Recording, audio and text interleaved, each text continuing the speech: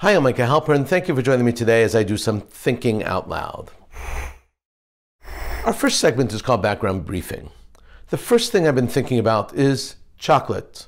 Elite Chocolate, the famous Israeli candy company. Elite. Almost every single Israeli noshed on at least one piece of chocolate during Passover. It's a given. Munching on chocolate on Passover is about as natural and universal as eating matzah. And that phenomenon, that habit, is what motivated the heads of Strauss Elite to continue to produce and to distribute their chocolate products, knowing full well that the treats may be contaminated with salmonella. Elite chocolate is ubiquitous in Israel. It's like mother's milk.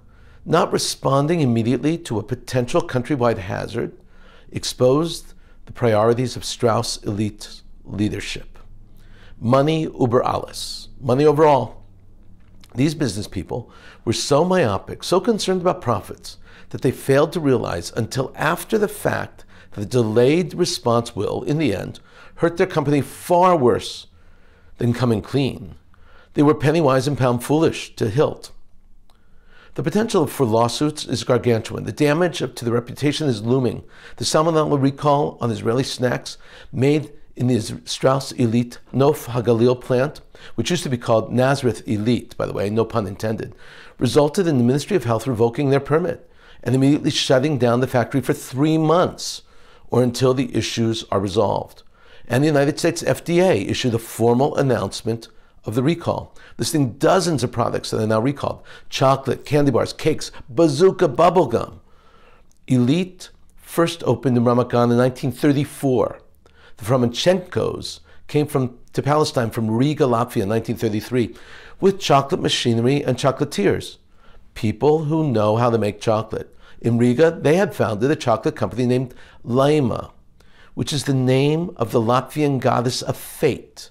In 1996, Strauss merged with Elite. Today, the company controls well over 50% of the Israeli market share in chocolate and ice cream. The decision and the subsequent inaction was a massive betrayal of Israeli trust and loyalty. The Strauss Elite brand is not only synonymous with Israeli food, it's just as synonymous with Israeli sports and Israeli culture. It is such a part of Israeli culture that there is a famous Hebrew poem about Elite that was put to music by Yonatan Geffen, where the sweet smell of chocolate wafts from their factory. And in 1997, when Maccabi Tel Aviv won the European Basketball Championship, and Tal Brody shouted, "Anachnu ala mapa," we are on the map, his basketball jersey and those of his teammates was emblazoned with the name Elite. Wow. Elite chocolate is more Israeli than the Kova Temple, or it was at least. Even though the salmonella was first detected before Passover, management did not go public until after Passover, so they claimed, as not to hurt the mood of Passover. They never mentioned their bottom line. In her apology to the public, Ofra Strauss, the chair of the Strauss Group, said, quote, "I apologize for letting you down. We pledge that we will fix the flaws and return our products to their shelves only when they are safe," unquote. Eyal Dror, CEO of Strauss Israel, explained the timeline, quote, "About a month before the incident, there were pigeons in the chocolate factory. We got a couple of complaints from one of our clients and indications of product anomalies, but we didn't listen or look into it. And that's not right," unquote. The incident Dror refers to is the time when the salmonella was officially detected, not when the report was released. So they knew of the danger and continued producing chocolate and shipping chocolate. They knew, and they carried on. There were civil and criminal issues at stake. On the civil and business side, Strauss Elite leaders made a catastrophic decision. They chose not to take a health risk seriously. In their own words, there were complaints, there were indications, but they did not listen or look into them. These are their words, their words. Their own statements should be the basis of civil and criminal charges. Whether due to incompetence or lack of regard for their customers' health and well-being, they must be prosecuted for their decision. They just wanted to sell more product. And as a result, their customers, their fan base, became ill. Think about it. How could pigeons ever be permitted in a sterile food factory? Food workers on the factory floors wear masks, gloves, white coats, and those silly-looking white shower caps. This isn't Purim or Halloween. Workers wear disposable outfits because when in contact with food, companies are legally required to sanitize at all times. Everything should be as close to sterile as possible. What would happen if there were reports of pigeons in an operating room? Would responsible leadership wait a month to see if some inspector detects impurities? No way. Not even in backward places, not even in Iran. This is about more than chocolate. Poisons cannot be deliberately permitted into food and then sold and distributed. Not for a day, not for a week, not for 2 weeks, not ever.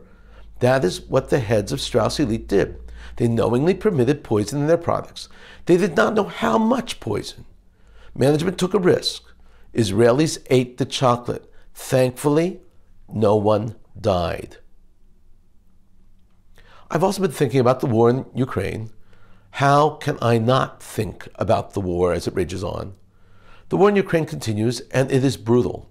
My big fear is that the longer the war goes on, the more horrific the atrocities will become. Russia is hands down the perpetrator of almost all the horrors in the conflict. But Russia is not the only perpetrator of these inspired horrors. If we're being honest, and we should always be honest, and we must recognize and acknowledge that Ukraine, too, is responsible for several horrific war incidents. War is hell. It's not just a famous line. It's not just a bumper sticker. War really is hell-like. All wars. The now famous line, "War is hell," is attributed to General William Tecumseh Sherman of the Union Army. He should know it was General W.T. Sherman, as he signed all his correspondence, who oversaw the burning of the city of Atlanta in November 1864. The burning of Atlanta kicked off what is probably the most famous scorched earth policy in the history of war. W.T. Sherman not only burned Atlanta to the ground, he then marched all the way to Savannah in what was called the March to the Sea. The march started at the Tennessee state line and ended at the Atlantic Ocean. Along the way, W.T. Sherman burnt most of Georgia. The scorched earth operation conducted by W.T. Sherman is studied in every military academy in the world. Sherman understood the implications of his decisions. Explaining his actions, the general wrote his Union leaders and told them, quote, "If the people raise a howl against my barbarity and cruelty, I will answer that war is war, not popularity seeking," unquote. Through Sherman's memoirs and the many biographies written about him, we are privy to one of the most honest and most realistic understandings of war. He blithely explains the reasons for his actions, for destruction, for the killing. Lessons that are still apt today, these many years later, and continents away. Abraham Lincoln won re-election on November 8th, 1864, and in Sherman's eyes, that reaffirmation of Lincoln was seen as proof positive that the North would win the war, and that the burning of Atlanta and most of Georgia were a vehicle ensuring continued victory for the North. Witnesses described seeing the burning of flames of Atlanta from miles away. The vision has been described in writing as, quote, "immense and blazing fires, lighting up whole heavens. Huge waves of fire roll up into the sky. Presently, the skeleton of great warehouses stand out in relief against sheets of roaring, blazing, furious flames. There is little doubt in my mind that Vladimir Putin is a student of Sherman." The similarities abound. The scorched earth policy is the obvious example. Sherman held journalists in very poor regard.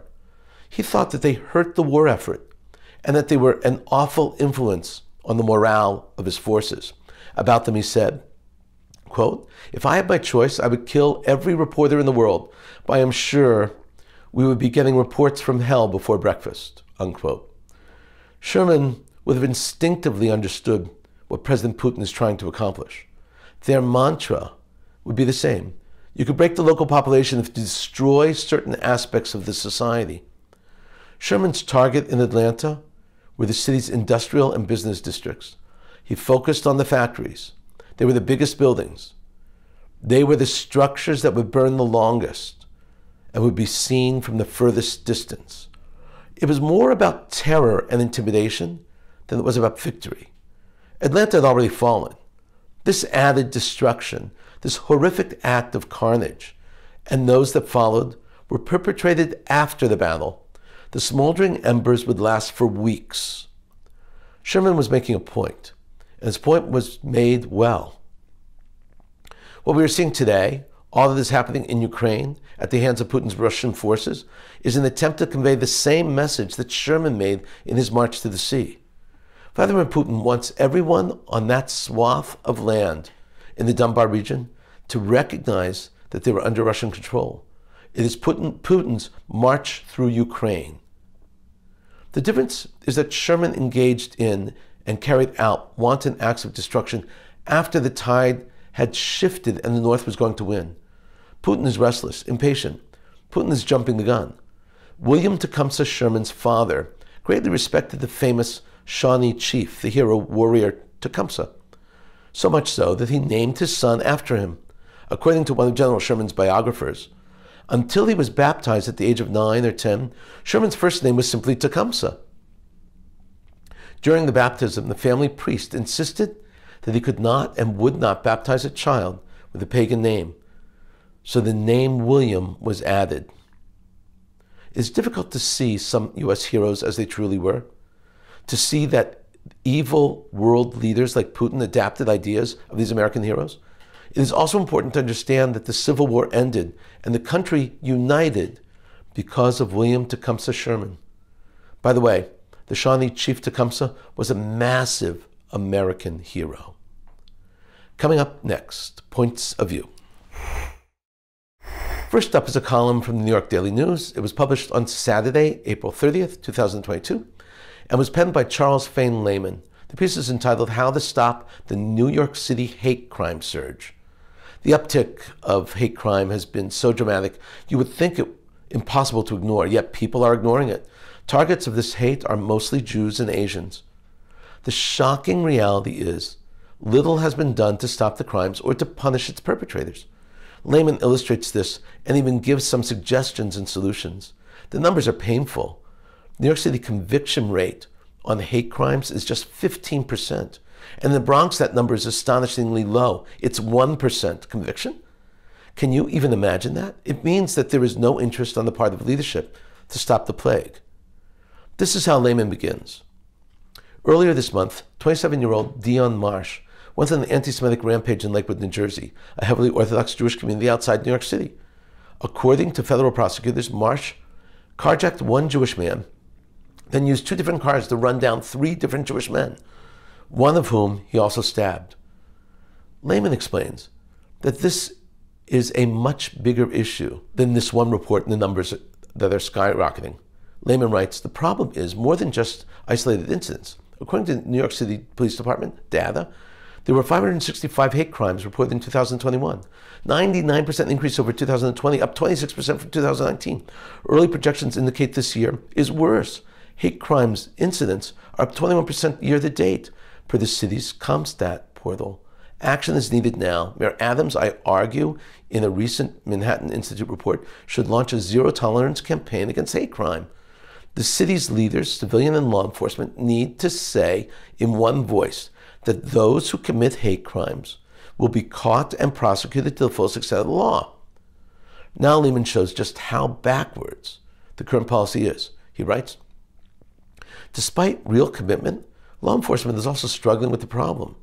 The NYPD clears just about 1 in 3 hate crimes, according to the data I reviewed, including just 1 in 5 anti-Semitic incidents. As the city recently reported, the city's DA gets convictions in just 15% of hate crime cases, including just 1% in the Bronx. Where leaders have offered solutions, there are more progressive pablum than true plans of action. A proposal floated by the city comptroller and 2 council members, for example, focuses on anti-bias education and restorative justice, emphasizing the need to not rely on incarceration. This is precisely the wrong tact. Hate crime is distressingly common, but few people actually commit hate crimes. What is needed is not broad-based education, but a concentrated message to would-be offenders that hate crimes will not be tolerated.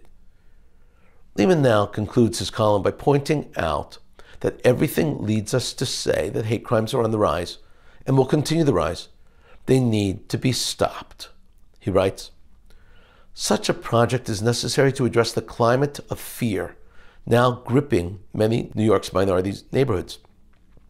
But more than that, it's necessary because norms of respect, civility, and tolerance are part of how a diverse community like New York City rules itself. Hate crimes, more so than usual crimes, degrade these norms.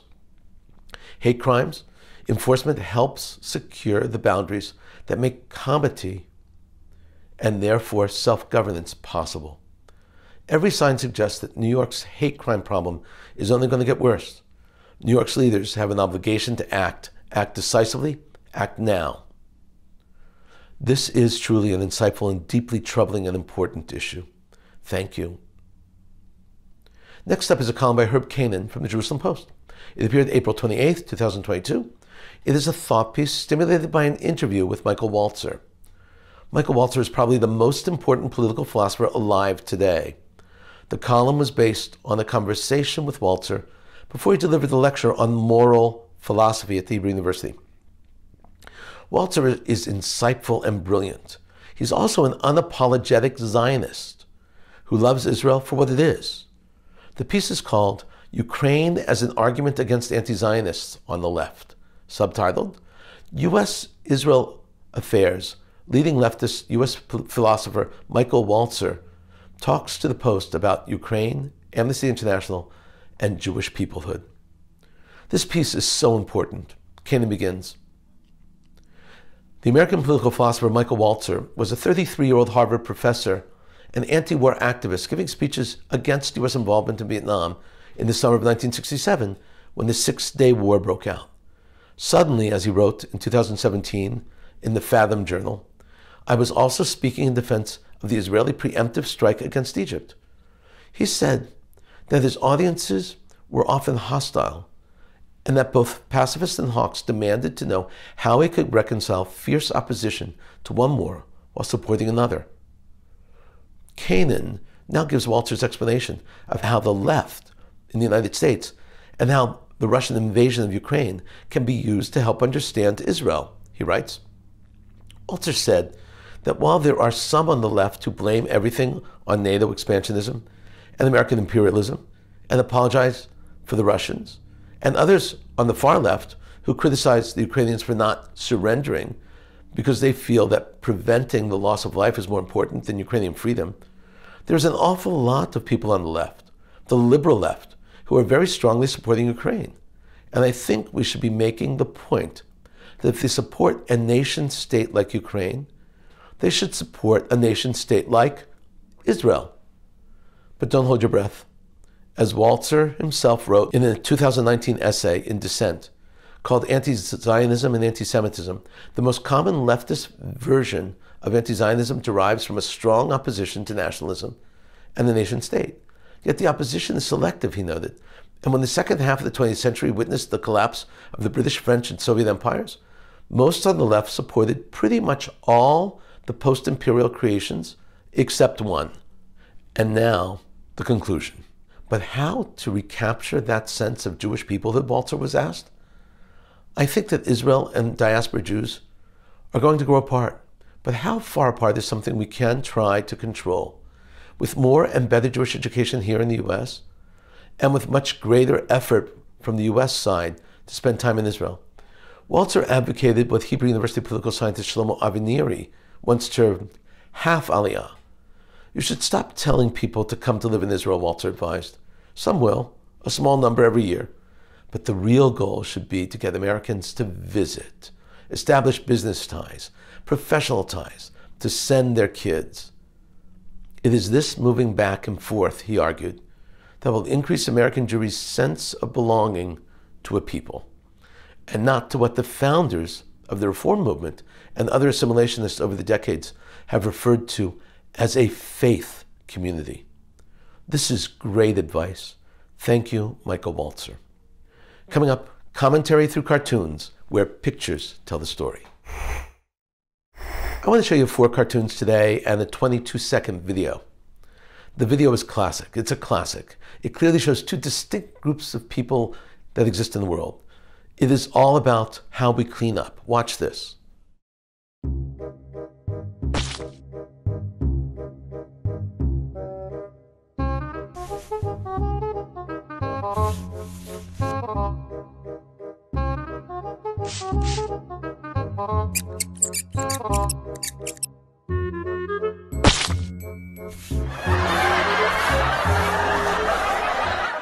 We all know which group we're in. Go ahead and laugh. It's very funny. Continuing the theme of order and cleanup, this one is just perfect. By the age of 35, you should have a box of random cables, but you can't throw them out because you're pretty sure you will still might need a couple one day. Anyone that knows anything about Star Wars knows that the movies were released not in chronological order. This is one of the great questions of our era, answered by Master Yoda. Why was Star Wars released in the order 4, 5, 6, 1, 2, 3? Yoda responds in classic inverted speech pattern. In charge of scheduling, I was. Next, it was sad and disappointing when I discovered my universal remote control did not in fact control the universe, not even remotely. And finally, a question, I must say, has popped up through my mind often when slowly driving over speed bumps. How come there's enough asphalt for speed bumps, but not enough to fill potholes? A good question indeed, and one I ask very often. In a moment, more of my own perspective and a few predictions. By now, almost everyone has heard of the city of Mariupol. But did you know that the great yeshiva of Panovich relocated to Mariupol in 1914 and tried to remain safe in that city during the interwar years? Originally located in Lithuania, during World War I, the Panovich yeshiva was forced to shut its doors by the Germans. They looked for a safer place to reopen, and Mariupol was the perfect spot. At the same time, it was about 20% Jewish. That was about 5,000 Jews in Mariupol at the time. And located on the Black Sea, it was far from the fighting. After the war, the yeshiva went back to Panovich, but in 1939 it was caught between both Germany and Russia, who were both squeezing it. Rosh Yeshiva, the head of the yeshiva, was able to save the prestigious school and reestablish it once again. In 1944, the yeshiva of Panovich opens its doors in Bnei Brak, Israel, 1944. Both Microsoft and the government of the United States have discovered that Russia has been attacking Ukraine with digital hacks. Well, not surprising. In fact, Russia has been aggressively targeting infrastructure and media and communication systems. It's part of a larger military strategy initiated by Russia to strike and disrupt life in Ukraine. The Russians are, of course, using a standard bot and malicious software. The United States discovered the Russian cyber weapon called Pipe Dream. Pipe Dream is extremely dangerous. It targets industrial control systems, that's ISCs. That means power grids, water supplies, hospitals, pumping stations, sewage, trains, bridges, and all of those things. Pipe Dream is called a Swiss Army knife because it is so very adjustable and versatile. It was discovered by a group of U.S. teams working to keep the United States safe. The Department of Energy, Department of Cybersecurity, the Infrastructure Security Agency, the NSA, and the FBI all play the role in uncovering Pipe Dream that Russia is using against Ukraine. Making it even more of a threat, Pipe Dream's attack software targets Open Platform Communications Unified Architecture, which is called OPC-UA. That is our internet and computer systems. To complicate matters, Pipe Dream may not have been developed by Russian hackers. It was probably purchased from Schneider Electric or from Omicron. Both are now selling the product on the open market. Wow. Most people have never heard and certainly can't pronounce the word flechettes. The best way to describe flechettes is the wing on a throwing dart or feathers on an arrow. On military weapons, flechettes are the fins. One type of weapon which uses flechettes is a cluster bomb, which is an illegal weapon according to today's rules of war. The cluster bomb explodes high up and releases hundreds of mini bombs that spread in all directions. Russia uses flechettes. The Russians used flechettes in their invasion into Ukraine, and especially into the city of Busha. The Russians fired 122mm shells, and hundreds of 3mm flechettes flew out in the attack. As I said, flechettes are illegal according to today's rules of war. Russia knows that. Russia, aka Vladimir Putin, does not care. There have been some shocking studies about U.S. youth and their attitude towards Israel, and why they developed those attitudes. College students were polled, and here are some of their responses when questioned about feeling responsibility towards Israel. Responses were 33% feel some responsibility, 23% feel little responsibility, and 12% feel no responsibility. Those are Jewish responses. About responsibility for fellow Jews, the United States, only 9% feel a great responsibility to help fellow Jews in the U.S. 33 felt some responsibility, and 30 feel little responsibility. 18 feel no responsibility at all. These numbers are quite frankly shocking.